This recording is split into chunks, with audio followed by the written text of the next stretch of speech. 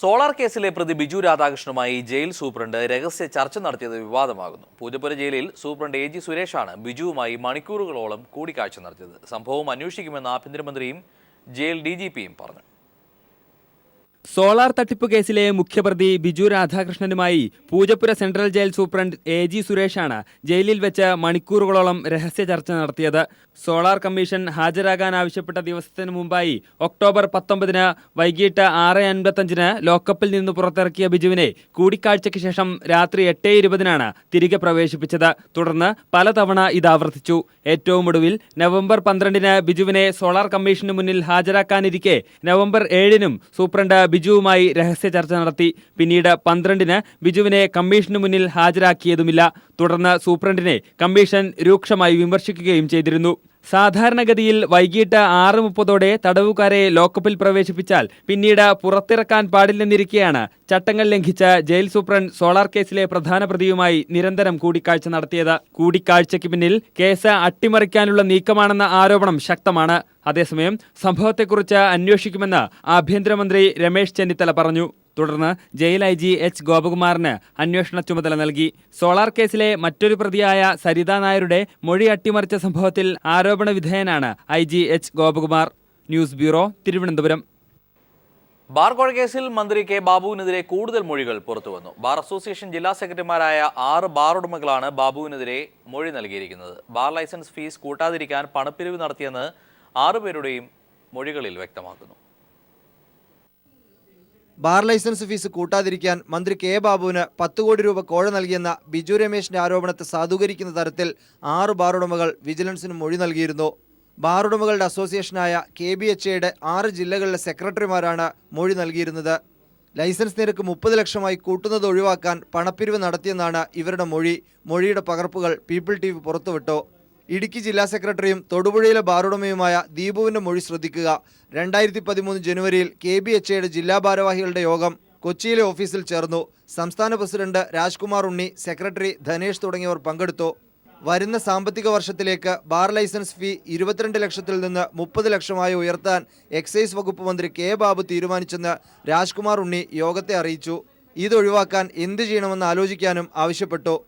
കോഴ നൽകാനായി 75,000 രൂപ വീതം ബാർ ഉടമകളിൽ നിന്ന് പിരിക്കാൻ തുടർന്ന് യോഗം തീരുമാനിച്ചു. ബാർ ലൈസൻസിന്റെ നിരക്ക് ഉയർത്തുന്നത് ഒഴിവാക്കാൻ പണം പിരിച്ചെന്ന് മറ്റ് 5 ബാർ ഉടമകളും മൊഴി നൽകിയിരുന്നു. തിരുവനന്തപുരം ജില്ലാ സെക്രട്ടറിയും സേവിയേഴ്സ് ബാർ ഉടമയുമായ കാർത്തികേയകുമാർ, പാലക്കാട് ജില്ലാ സെക്രട്ടറി സതീഷ്, കൊല്ലം ജില്ലാ ഭാരവാഹിയും പരവൂർ പടിപ്പുര ബാറിന്റെ ഉടമയുമായ ഷൈൻ, മലപ്പുറം ജില്ലാ സെക്രട്ടറി അനിൽ തുടങ്ങിയവരാണ് കോഴ പിരിച്ചതായി മൊഴി നൽകിയത്. തൃശൂരിലെ ബാറുടമ CD ജോഷി നൽകിയ മൊഴിയുടെ വിശദാംശങ്ങൾ നേരത്തെ പുറത്തു വന്നിരുന്നു. എന്നാൽ സുപ്രധാനമായ ഈ മൊഴികൾ വിജിലൻസ് പരിഗണിച്ചില്ല. ബാർ ലൈസൻസ് നിരക്ക് ഉയർത്താതിരിക്കാൻ കൈക്കൂലി നൽകിയെന്ന് 6 ബാറുടമകളാണ് വിജിലൻസിന് മൊഴി നൽകിയത്. 6 പേരും ബാറുടമകളുടെ സംഘടനയുടെ ജില്ലാ സെക്രട്ടറിമാർ. ശക്തമായ ഈ മൊഴികൾ അവഗണിച്ചുകൊണ്ടാണ് K ബാബുവിനെതിരായ കേസ് എഴുതിത്തള്ളിയത്. MR Sajesh, news bureau, Thiruvananthapuram. K മാണിക്കെതിരെ പുതിയ ആരോപണവുമായി വീണ്ടും ബിജു രമേശ്. നികുതി കുറയ്ക്കുന്നതിനായി ഫ്ളാറ്റ് ഉടമകളിൽ നിന്ന് മാണി 5 കോടി വാങ്ങിയെന്ന് ബിജു രമേശിന്റെ വെളിപ്പെടുത്തൽ. നികുതി കൂട്ടാതിരിക്കാൻ ഫ്ളാറ്റ് ഉടമകൾ പണം നൽകുകയായിരുന്നു. ഇത് സംബന്ധിച്ച് ഫ്ളാറ്റ് ഉടമകളുടെ ശബ്ദരേഖ കയ്യിലുണ്ടെന്നും ബിജു രമേശ് പറയുന്നു. ആലുവയിൽ ഒരു ഫ്ലാറ്റ് ചെയ്തുകൊണ്ടിരിക്കുന്ന ബിൽഡേഴ്സിൻ്റെ കൊണ്ടാണ് ബിൽഡേഴ്സ് എന്നെ വിളിച്ചത്. അതിൻ്റെ പ്രധാനപ്പെട്ട ബിൽഡേഴ്സിൽ എന്നെ വിളിച്ചു. 10 കോടി രൂപ ഫ്ലാറ്റിൻ്റെ ടാക്സ് വർദ്ധിപ്പിക്കാതിരിക്കാൻ വേണ്ടി മാണി സാർ ചോദിക്കുകയാണ്. അതിൽ 5 കോടി രൂപ അവർ കൊടുത്തു. അപ്പോൾ അതിൻ്റെ ഒരു ഷെയർ ചോദിച്ചുകൊണ്ടാണ് എന്നെ വിളിക്കുന്നത്. അപ്പോൾ ഞാൻ പറഞ്ഞു എൻ്റെ ഫ്ലാറ്റിൻ്റെ പണിയൊക്കെ തീർന്നു, ഇനി പുതിയ പ്രോജക്റ്റ് വരണമെങ്കിൽ ആ പ്രോജക്റ്റ് വരണമെങ്കിൽ മാത്രമേ ഞാൻ എൻ്റെ ഷെയർ ചെയ്യേണ്ട കാര്യമുള്ളൂ. അപ്പോൾ അവർ കൊടുത്തതിൻ്റെ കാര്യങ്ങളൊക്കെ ഞാനുമായി സംസാരിക്കുന്നത് ഇത് കംപ്ലീറ്റ് ഞാൻ റെക്കോർഡ് ചെയ്തിട്ടുണ്ട്. അതിൻ്റെ CD എൻ്റെ ഇരിപ്പുണ്ട്. പാരീസ് ഭീകരാക്രമണത്തിന് ഫ്രാൻസിന്റെ തിരിച്ചടി. സിറിയയിലെ IS ശക്തി കേന്ദ്രങ്ങളിൽ വ്യോമാക്രമണം നടത്തിയാണ് ഫ്രാൻസ് തിരിച്ചടിച്ചത്. അതേസമയം ആക്രമണത്തിന് പിന്നിൽ പ്രവർത്തിച്ചുവെന്ന് കരുതുന്ന ഫ്രഞ്ച് പൗരന്റെ രേഖാചിത്രം പുറത്തുവിട്ടു. സലാഹ് അബ്ദുസലാം എന്ന 26-കാരനായ ഫ്രഞ്ചുകാരൻ്റെ ചിത്രമാണ് അന്വേഷണ ഏജൻസികൾ പുറത്തുവിട്ടത്. ആക്രമണവുമായി ബന്ധമുള്ള 3 സഹോദരന്മാരിൽ ഒരാൾ ഇയാളാണെന്നാണ് പോലീസ് ഭാഷ്യം. സംഭവവുമായി ബന്ധമുള്ള 3 പേരെ കഴിഞ്ഞ ദിവസം ബെൽജിയം പോലീസ് അറസ്റ്റ് ചെയ്തിരുന്നു. ആക്രമണത്തിന് പിന്നിൽ പ്രവർത്തിച്ചവർ സന്ദേശങ്ങൾ പരസ്പരം കൈമാറിയത് രഹസ്യ കോഡുകളിലൂടെയായിരുന്നുവെന്നും തിരിച്ചറിഞ്ഞിട്ടുണ്ട്. അതിനിടെ പാരീസ് ആക്രമണത്തിന് തിരിച്ചടിയെന്നോണം സിറിയയിലെ IS കേന്ദ്രങ്ങളിൽ ഫ്രാൻസ് ശക്തമായ വ്യോമാക്രമണം നടത്തി. ISന്റെ തലസ്ഥാനമായി കരുതുന്ന റാഖയിലായിരുന്നു ഫ്രഞ്ച് യുദ്ധവിമാനങ്ങൾ ബോംബ് വർഷിച്ചത്. ഇവിടെ നിരവധി IS പരിശീലന കേന്ദ്രങ്ങൾ തകർത്തതായും നിരവധി ഭീകരർ കൊല്ലപ്പെട്ടതായും ഫ്രാൻസ് അറിയിച്ചു. വരും ദിവസങ്ങളിലും മേഖലയിൽ വ്യോമാക്രമണം ശക്തമാക്കാനാണ് ഫ്രാൻസിന്റെ തീരുമാനം. International desk. പ്ലേ സ്റ്റേഷൻ വഴി വരെ ISന്റെ കടന്നുകയറ്റം, സോഷ്യൽ മീഡിയകളും മറ്റും ടെക് സംവിധാനങ്ങളും തന്ത്രപരമായി ഉപയോഗിക്കാൻ പ്രത്യേക സംഘം തന്നെ ISന് ഉണ്ടെന്നാണ് റിപ്പോർട്ടുകൾ. ആ റിപ്പോർട്ടുമായി ഇന്നത്തെ ക്രൈംബ്രാഞ്ച് സമാപിക്കുകയാണ്. നമസ്കാരം.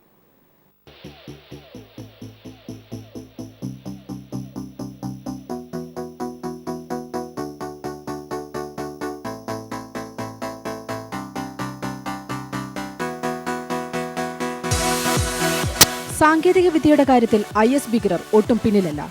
വാട്സാപ്പിലൂടെയായിരുന്നു റിക്രൂട്ടിങ്ങും ക്യാമ്പയിനുകളും ഭീകരർ നടത്തിയിരുന്നത്. വാട്സാപ്പിലെ സുരക്ഷാ പ്രശ്നം ചിലയിടങ്ങളിലെങ്കിലും ISന്റെ നീക്കങ്ങളെ തകർത്തിട്ടുണ്ട്.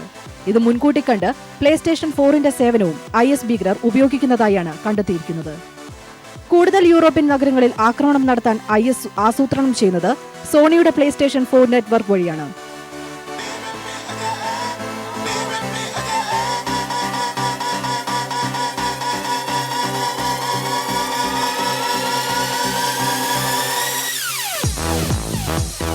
വാട്സാപ്പിനേക്കാൾ വിശ്വസിക്കാവുന്ന, ആരും ശ്രദ്ധിക്കപ്പെടാത്ത നെറ്റ്വർക്ക് ആയതിനാലാണ് IS ഭീകരർ പ്ലേസ്റ്റേഷനിലേക്ക് നീങ്ങിയതെന്നാണ് കരുതുന്നത്.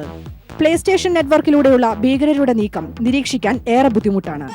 ഓൺലൈൻ സുരക്ഷാ വിദഗ്ധരുടെ റിപ്പോർട്ട് പ്രകാരം സൈബർ കാലിഫറ്റ് എന്നൊരു സാങ്കേതിക സംവിധാനവും IS ഭീകരർ ഉപയോഗിക്കുന്നുണ്ട്.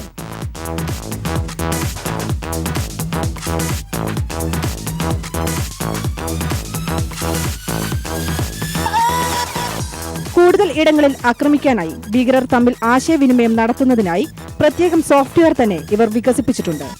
News desk.